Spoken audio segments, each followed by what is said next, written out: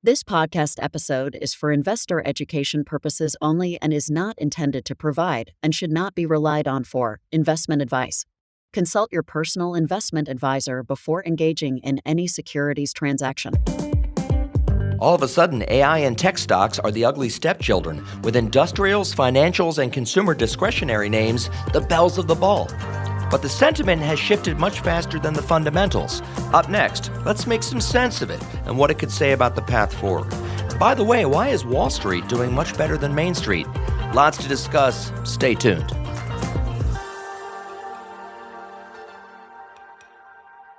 Welcome on board another edition of our Wise Investor Group podcast. Simon Hamilton here, Managing Director at the Wise Investor Group of Raymond James. Merry Christmas, happy holidays. Hope everyone is doing well.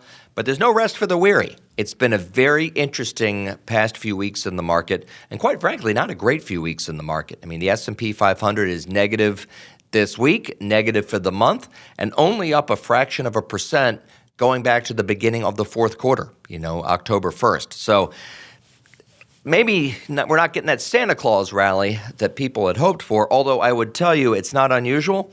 Larry Adam here at Raymond James noted this week that over the past 25 years, the S&P has actually averaged a decline over the first half of December, done slightly better in the second half of December. So it's not unusual to see year-end positioning, year-end trading, profit-taking, loss-taking, all these things the first half of December. I actually don't read a whole lot into it because trading volumes are light. I think you get a lot of moves that actually have nothing to do with fundamentals. Like I said, it's more year-end jockeying. But we definitely have seen a couple trends that I'm going to talk about a little bit more in detail. One is the fact that the market has been rotating away from the names that had carried the market for most of the year, specifically the tech and more specifically the AI names, into other areas of the market. It has been pronounced and at some points indiscriminate, which speaks to the fact that there was so much leverage associated with these names. All these ETFs that are leveraged, hedge funds that are leveraged, making outsized bets on these AI names. When things go the other way, when the sentiment shifts, things can accelerate pretty quickly. To wit, Strategas, the research group we follow a lot, they noted that the names coming into December that had been in the top decile of performance in the S&P this year are collectively down almost 1.5% over the last 6 weeks. Meanwhile, the other 9 deciles, the other 90% of the S&P in terms of performance have actually gone up over the past 6 weeks. So that is a big difference, a real sea change from what we'd seen for most of the year. And I think, the way I would look at it is the bloom has come off the rose here, right? The speculative pockets of the market have lost their shine. To, some of these quantum computing stocks, some of the AI names that I would consider more speculative, where you're actually betting on profits that haven't happened yet, profits 4, 5, 6 years into the future. A lot of these are down 40, 50, 60% in a short period of time. Meanwhile, a lot of the sectors that are levered to the so-called real economy, like energy, materials, financials, healthcare, industrials, they're all in the leadership position. Just a side note, the Russell 1000 Value Index traded back to a new high in the past couple weeks before the Russell 1000 Growth Index. Now, again, the Growth Index is mostly tech. The Value Index is mostly financial. So that's just another data point sort of corroborating what I just said. I read a really interesting piece from Josh Brown up at Ritzold Asset Management. And he talked a little bit about the current character of the market that I thought was interesting. And what he was kind of pushing back on is this narrative that, the market's so concentrated that the only thing, carrying the market has been a few stocks. And he kind of pushes back on that notion in the context of what we've seen recently, that the rest of the market, the 493 names outside of the Mag 7 actually hit a new all-time high just within the past week. Meanwhile, the Mag 7 hasn't done as well. And again, we don't know if this is just a head fake. We've seen head fakes like this before. It's very possible that tech and AI resume their leadership position at some point next year? Maybe this is just a year-end rotation. It's too early to tell that. But clearly, things have changed in the meantime. The first thing he says is, and I think it's absolutely right, it's a false premise that, the market has only been carried by these 7 stocks as if they are sort of this unified group. Just look at this year. They've all stumbled at various points. Meta is in the context, or in the midst, I should say, of a double-digit drawdown. Amazon, virtually no gain this year. Microsoft peaked in July. NVIDIA still consolidating from the high that they hit earlier this fall. Apple has been dubbed an AI loser for the first half of the year, did absolutely nothing. It's only recently that they've started to perform better. Same thing with Google. Google had a negative return through the first half of the year.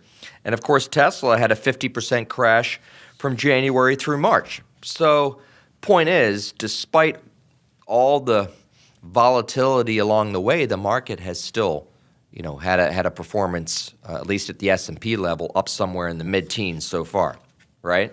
And Apple, by the way, just a quick sidebar, Apple has completely detached in terms of their performance from the other big tech names. I mean, I think it's worth noting that. I mean, for a long time, Apple and Microsoft used to trade almost in lockstep.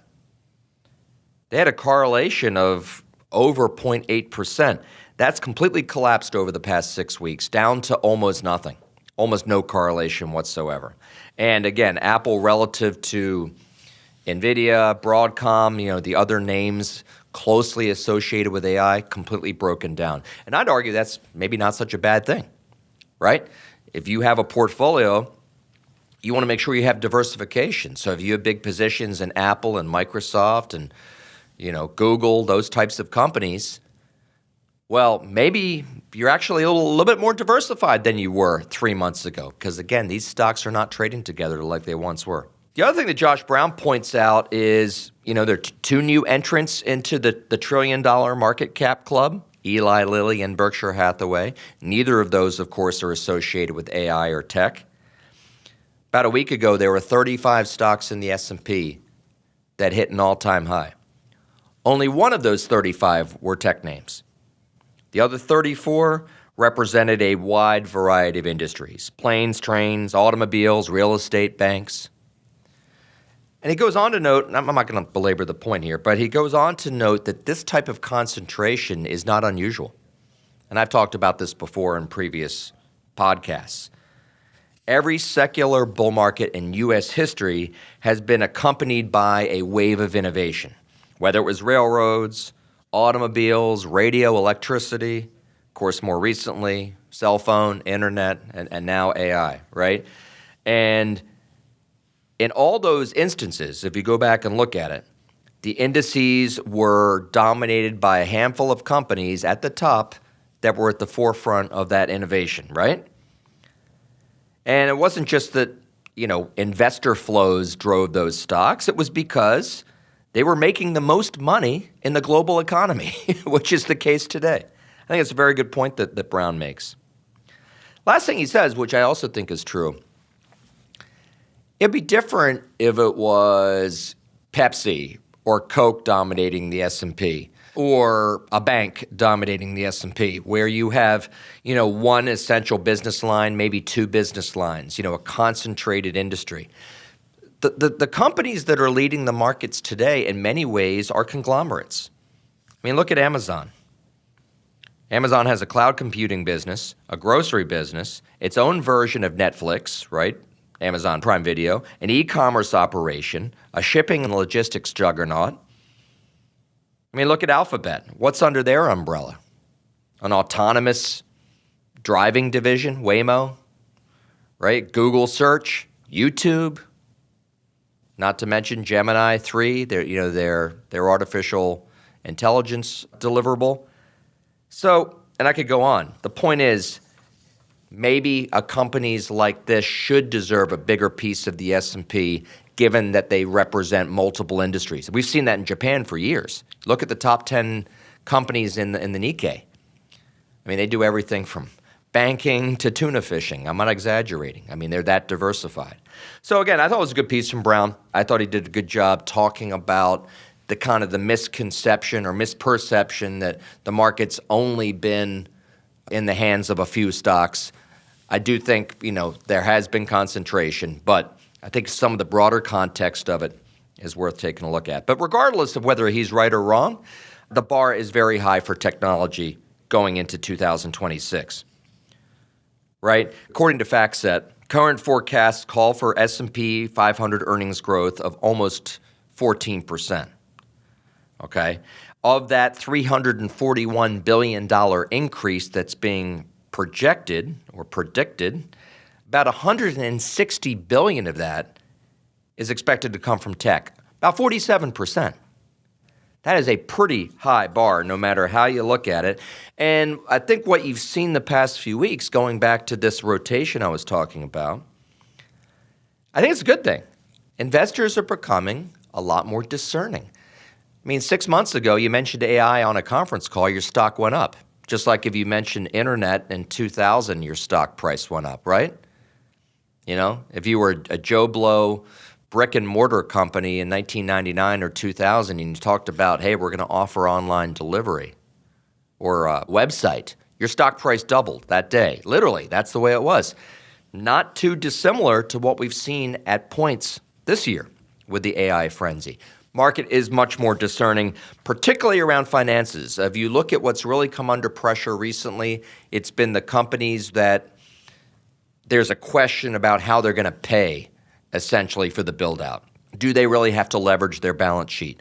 I'm not going to pick on Oracle, and I really don't have a research opinion on Oracle, but Oracle's come under a lot of pressure for that reason. They say they want to do this and that, but it's not clear how they're going to pay for it.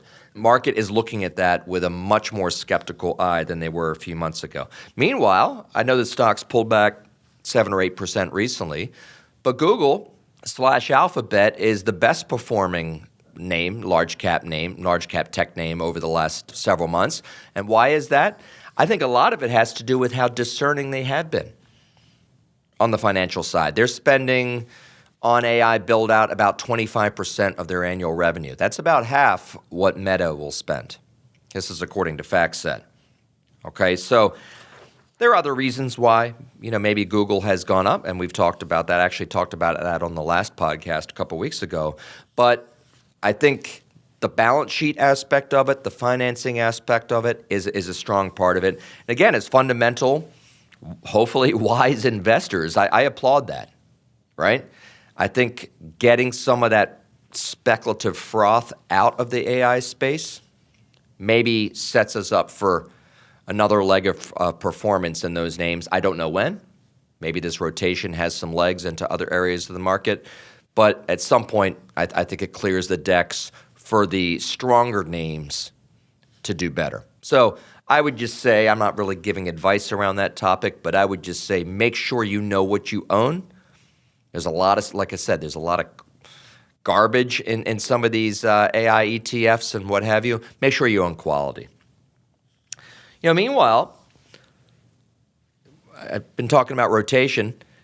There's some things that have been left for dead. I've spoken a lot this year about healthcare and how healthcare was essentially the most unloved it had been in a long period of time, not only from a performance standpoint, from a valuation standpoint, also based on healthcare's weighting in the S&P. It had declined to levels we hadn't seen in a couple of decades, and I was suggesting that might set up for some outperformance at some point. I just didn't know when. Well, since November 1st, healthcare has been the best performing sector. Maybe energy will have a turn. I don't know the timing on the inflection point, but I was reading a piece from Strategas, and get this, over the past 3 years, according to them, give or take, large cap energy is up a whopping 3.6%. Not per year, total. Large cap energy, 3.6%. Meanwhile, the S&P's up 78%. So talk about a performance dislocation, right? That puts energy essentially in the third decile for performance on a relative basis, while S&P, of course, is in the top decile for performance. Again, this goes back to 1972. So energy, negative performance, long story short, has been well off of normal levels. And what's also interesting is, during, over COVID, energy prices went up. And of course, we had inflation at that time, as we all know. Energy went from about 3% of the S&P up to, I think, a little over 6% of the S&P. Well, we're back down to 3%. The third point I'll make is, just like healthcare, if you go back to the first rate cut in September of 24, energy has actually seen the most outflows from ETFs, exchange-traded funds, of any sector. Healthcare, the second most outflows. So again, does that mean that oil stocks are going to, and large energy stocks are going to go up next week? No, it doesn't say that. It speaks nothing to timing. But when a sector gets this unloved and their weighting in the S&P shrinks this precipitously, my experience has been that might set the table for some future performance. So again, it speaks to the idea of portfolio diversification. We're seeing this rotation into other areas. If you're sitting on a portfolio that's all tech, you just might want to think about that, right? I'm not a golfer, but we try to keep the ball in the fairway. Yes, we own, as I talked about, every week, and Chase has talked about as well, we own a lot of these big tech names, but we also own energy and healthcare and financials and other parts of the market, and I think that makes a lot of sense. I'm not going to speak a lot about sort of outlook for next year because I know Chase sort of covered that at length last week. I would just make the simple point that there's that very simple equation that Bogle, Jack Bogle, the founder of Vanguard, came up with that I used to put up as a slide at our Outlook seminars, at the Fairfax Marriott, years ago. It was a very simple slide that S&P 500 return is a function of earnings growth plus the dividend yield plus or minus the change in speculative appetite, which means valuations going either up or down. Well, guess what's happened this year? As of this show, the S&P 500 is almost spot on with that equation. If you add the earnings growth rate for the S&P plus the dividend yield on the S&P plus flat valuations, price to earnings ratios have not gone up or down. That's almost exactly what the return for the market's been. I mention this because about 3 weeks ago, according to FactSet, analysts' consensus estimates were calling for about 13.5% earnings growth next year. That has rolled up to 14.2%. So that's a big reason why the market has been pretty good, right? It's hard to have a really bad market when you have earnings estimates in the double-digit range, and those estimates are being revised upwards. So what we don't know, of course, is whether these estimates will come to pass. A lot of it has to do with the continuation of strong profit margins, improved productivity, both of which will be variables, but that's the expectation. And the expectation is also that the top line, right, that revenue growth will be better, and I'll talk about that in a second. And of course, what we also don't know is, can price-to-earnings ratios stay as firm as they are currently, right? Certainly, if the Fed is cutting rates, that would be supportive of that. Generally speaking, there's a high correlation between strong valuation levels and accommodative Fed. I'm not going to repeat what Chase said last week, but I think betting against the market next year it would be a pretty contrarian bet unless earnings revisions really start to come under pressure. Okay, so that's why I continue to believe that when we see this type of rotation, market pullback, certainly can't rule out a correction at any time, particularly in a midterm election year, which is often a very volatile year, probably more of a buying opportunity than a selling opportunity. All right, I just want to switch gears for a second. I don't want to spend too much time on the economy, but I do want to just mention a couple things because the biggest question I'm getting when, a client or a potential client sits down for a meeting is, I don't know why the market's doing well because I don't see it in the economy. And some of that's partisan, if I'm being honest. I think some of our left-leaning clients are a little more negative than our right-leaning clients. It was the exact opposite a couple years ago when the Democrats were in charge. But even adjusting for that, I think most people don't see as robust an economy as you might expect with the market up double digits for the year. Well, the easiest explanation for that is, and I've said this probably 1,000 times since I've been hosting these shows and podcasts, market's not the economy, economy's not the market.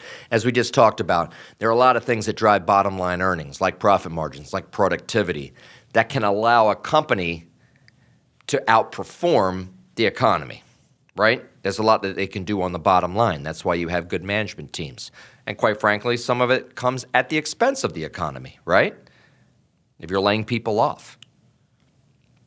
So that's kind of the obvious answer to that. But there are a few other things as well that I thought I'd kind of talk about. You know, JP Morgan put out an interesting piece talking about the supply and demand forces affecting stocks over long periods of time.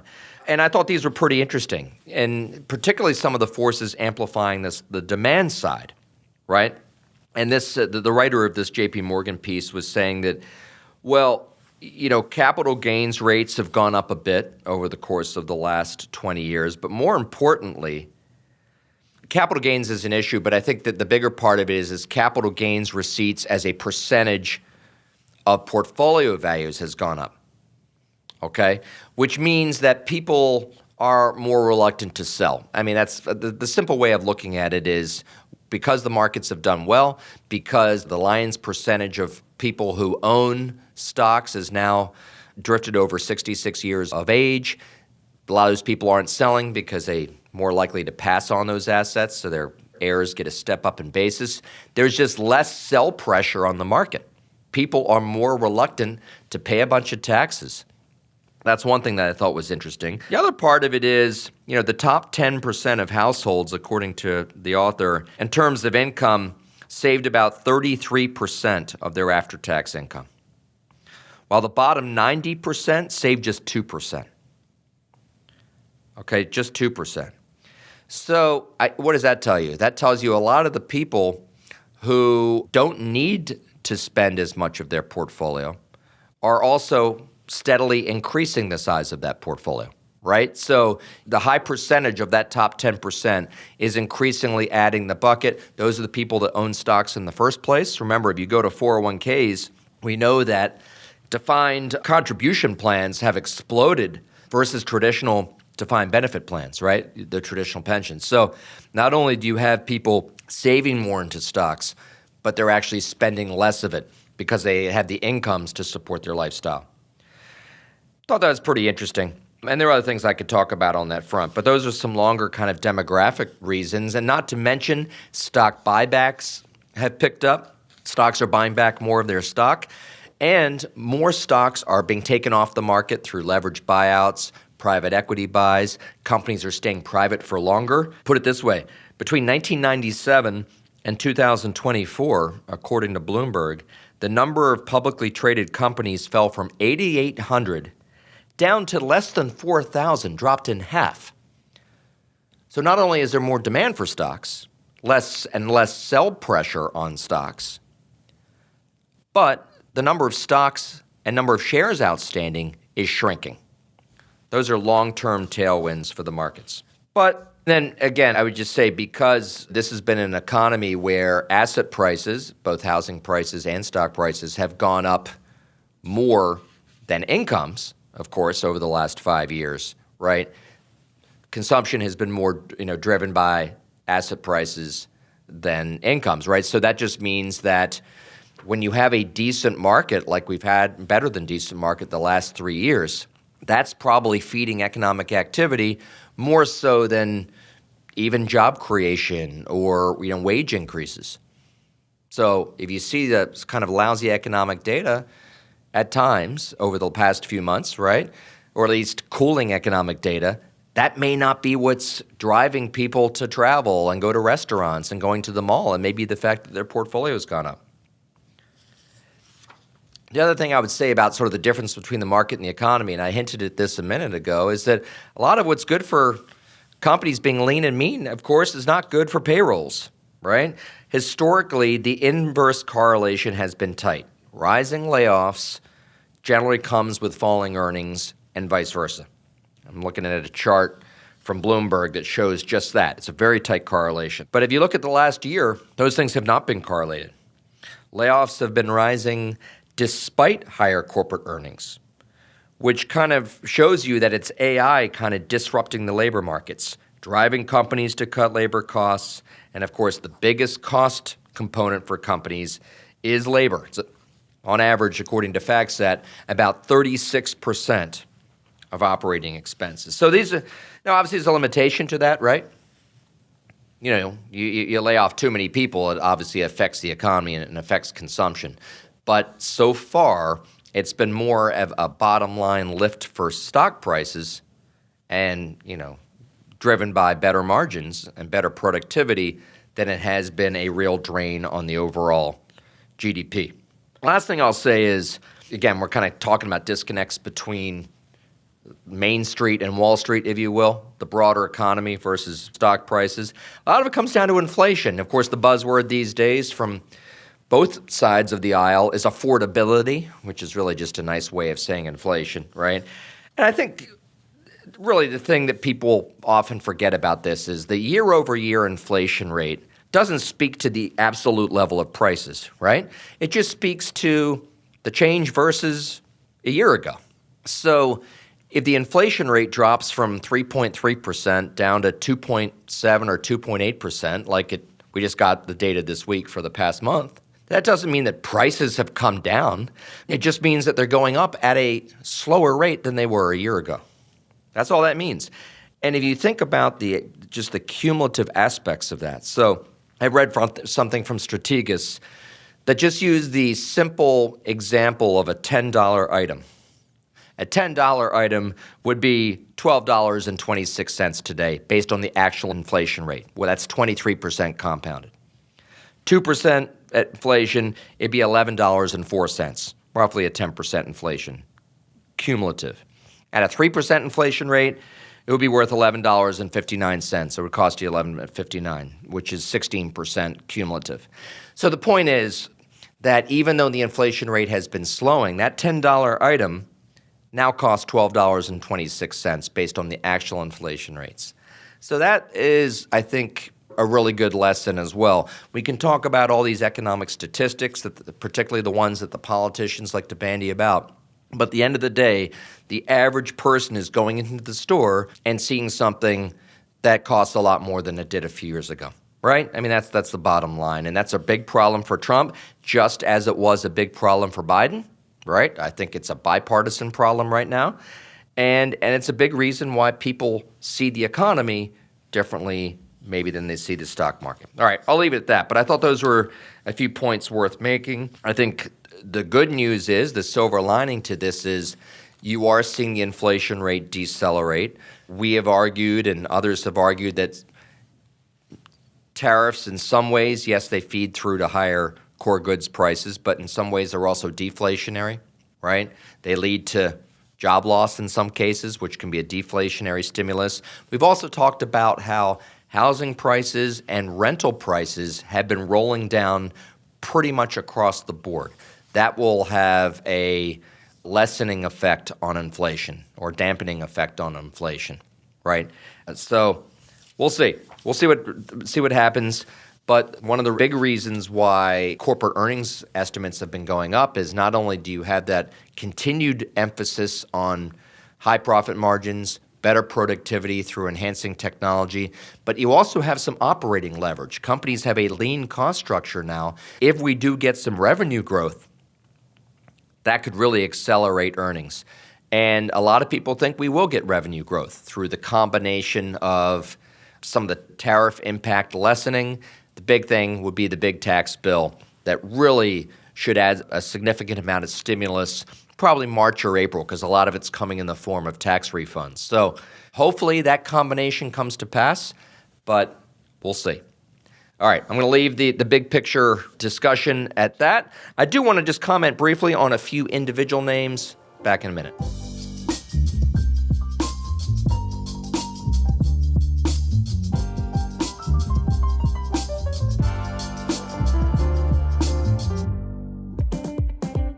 The unwieldy fire hose of daily news flow is only getting stronger. How do investors separate the noise from what actually matters? Tune in every week as we discuss the latest financial trends and how to filter what's distracting you from investing success. Listen to us at The Wise Investor Show at raymondjames.com/The Wise Investor Group. Or just find us on your favorite podcast app. Raymond James Financial Services Incorporated, member FINRA, SIPC. The information contained in this podcast represents the opinions of the hosts and guests and does not necessarily represent the views of Raymond James and Associates, Inc., the Wise Investor Group, or their respective affiliates and employees. This podcast is for investor educational purposes only and is not intended to provide and should not be relied on for investment advice. The contents of this podcast do not purport to constitute a comprehensive summary of all information necessary to base an investment decision. Past performance is not a guarantee of future results. Securities mentioned in this podcast may not be suitable for all investors. Seek the advice of your financial advisor or other qualified financial service provider with any questions you may have regarding your individual situation. Discuss any tax or legal matters with the appropriate professional advisors. Raymond James and Associates, Inc., member New York Stock Exchange, SIPC. Welcome back to the Wise Investor Show. Simon Hamilton here, Managing Director at the Wise Investor Group of Raymond James. Just had a few thoughts on the individual stock front. Remember, if you're a client of ours and you hear me talk about a specific name, I think you can feel confident that we've done our due diligence and determined that these are right for your particular situation. If you're not a client, you really need to make sure you do your own homework. Make sure they're right for your particular situation. Also, the names that I'm going to mention are names that we do own for a number of clients in our portfolio, and I also own personally, so you can consider that a conflict of interest. But just had a few thoughts. Eli Lilly kind of stood out to me. I mentioned earlier they joined the $1 trillion club in total market capitalization.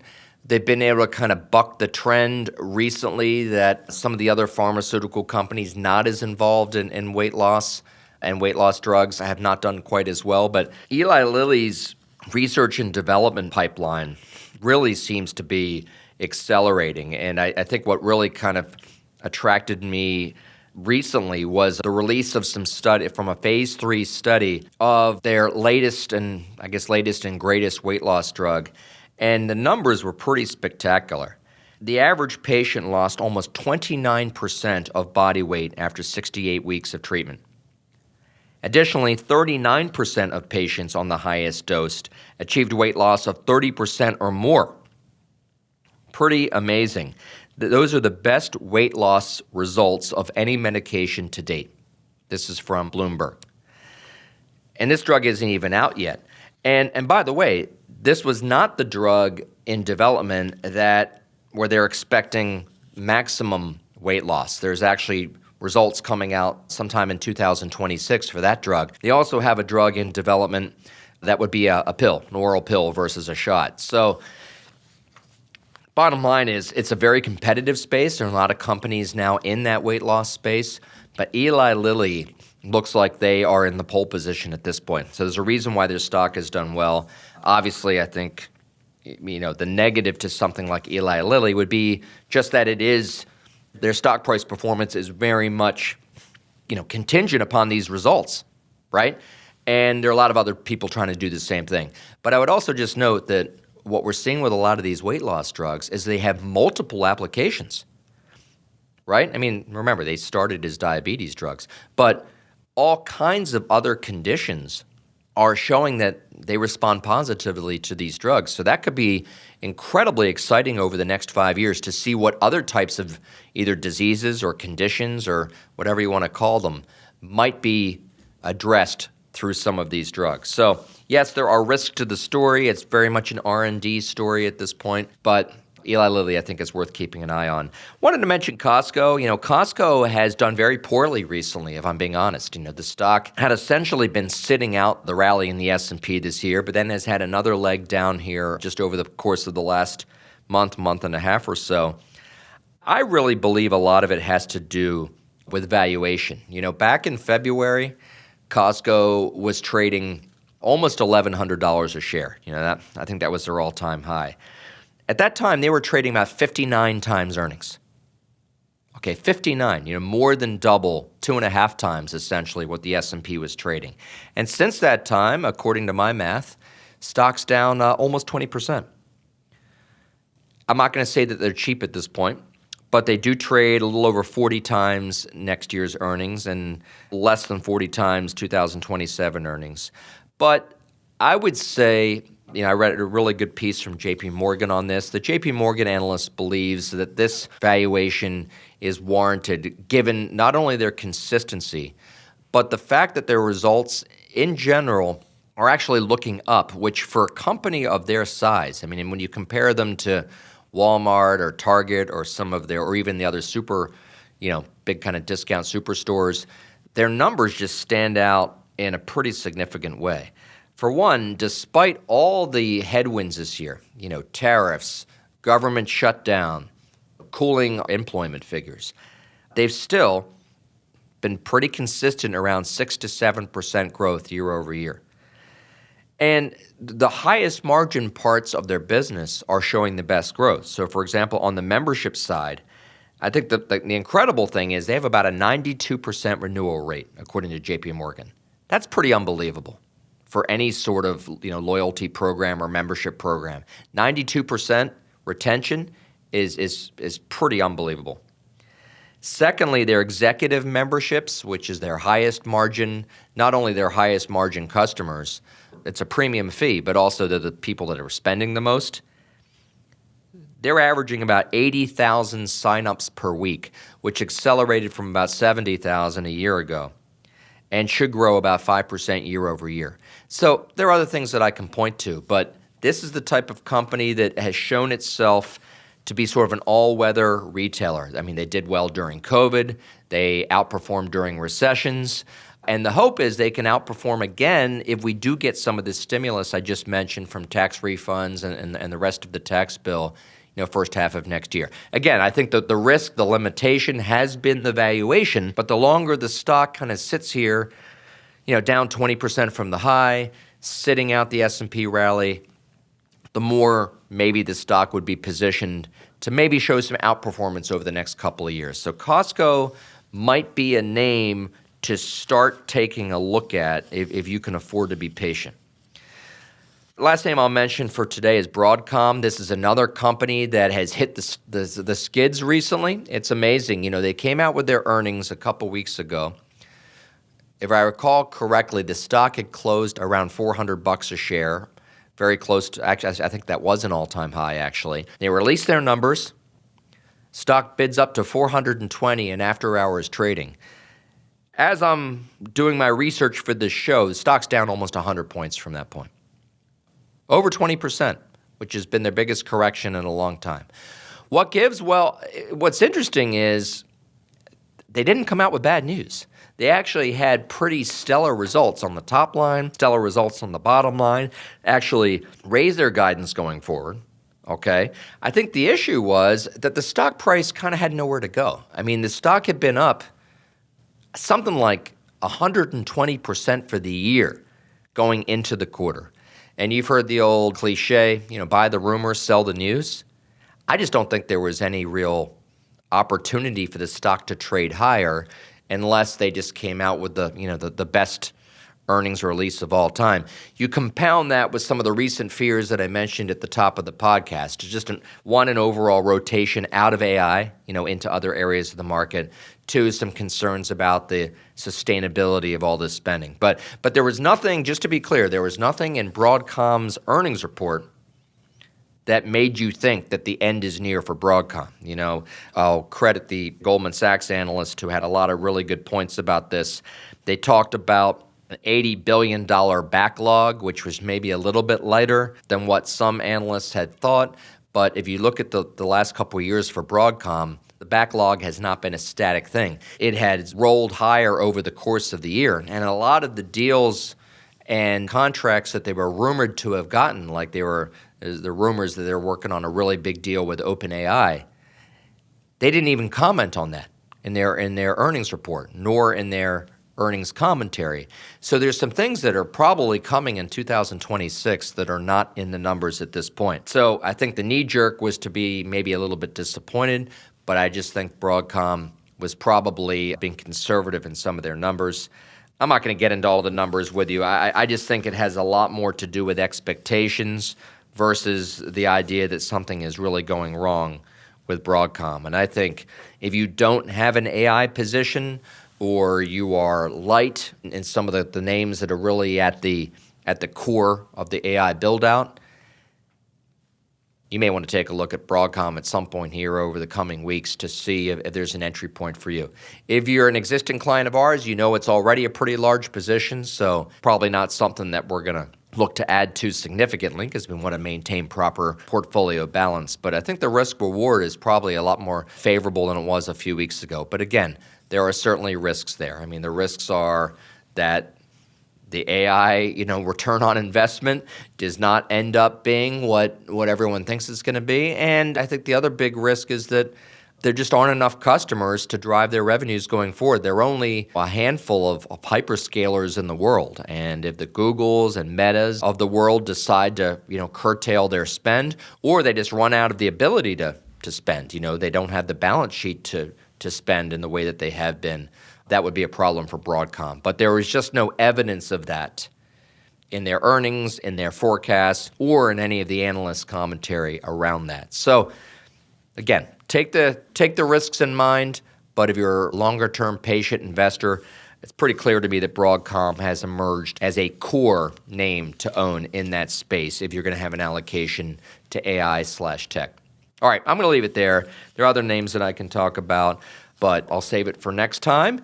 Listen, I really hope you and your family have a safe, relaxing, and joyous holiday season. It's also a really good time, in my opinion, to talk to your kids, grandkids, relatives about what they're doing. We stand ready here to talk to the next gen. We've made a big effort to meet the adult children and grandchildren of our clients over the course of the last 5 years or so. And if you're speaking with a relative, a cousin, an aunt, an uncle, maybe they're not as comfortable with their financial advisor as hopefully you are if you're a client of ours.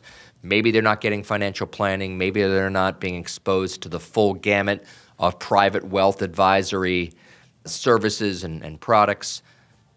Maybe it's a good time to have them reach out to us. I don't like to pitch our wares too much, but the holiday season is a good time for that. That's probably where we get the most referrals from existing clients, and a lot of it is because these topics come up sometimes in casual holiday conversations. So I'll leave it there. As always, until next time, I wish you wise investing. The information contained in this podcast represents the opinions of the hosts and guests and does not necessarily represent the views of Raymond James and Associates, Inc., the Wise Investor Group, or their respective affiliates and employees. This podcast is for investor educational purposes only and is not intended to provide and should not be relied on for investment advice. The contents of this podcast do not purport to constitute a comprehensive summary of all information necessary to base an investment decision. Past performance is not a guarantee of future results. Securities mentioned in this podcast may not be suitable for all investors. Seek the advice of your financial advisor or other qualified financial service provider with any questions you may have regarding your individual situation. Discuss any tax or legal matters with the appropriate professional advisors. Raymond James and Associates, Inc., member New York Stock Exchange, SIPC.